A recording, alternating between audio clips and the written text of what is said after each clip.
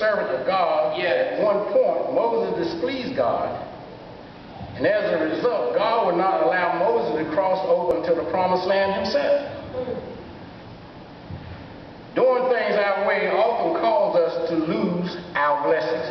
Wow, wow. God tells us to do one thing one way, and we decide it's better to do it another way. Wow. So what happened, those blessings that God has promised you and laid up in store for you, you don't get them because you're hard-headed. Yes. The Bible says stiff-necked. Anyway, we find Moses and hear him give his final discourse to his brothers and sisters. Joshua has been commissioned, and so Moses is not that much concerned about the leadership after his death. As a matter of fact, the whole book of Deuteronomy is basically a rehearsal of what God has done for God's people during the last 40 years. Wow. God knows what the Hebrews are capable of doing, and Moses is very much concerned. During that final dialogue or discourse, Moses gives some sound yet simple advice. Moses sees fit to tell the community of faith to now choose life and live. Choose life and live. Now once the statement is made, choose life, the question arises, do we have a choice? Do we really have a choice?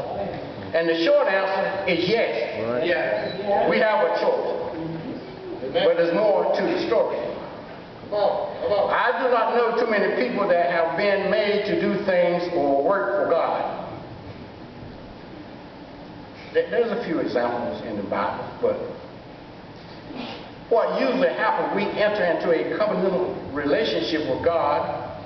That's one, our church, that's two, and our brothers and sisters.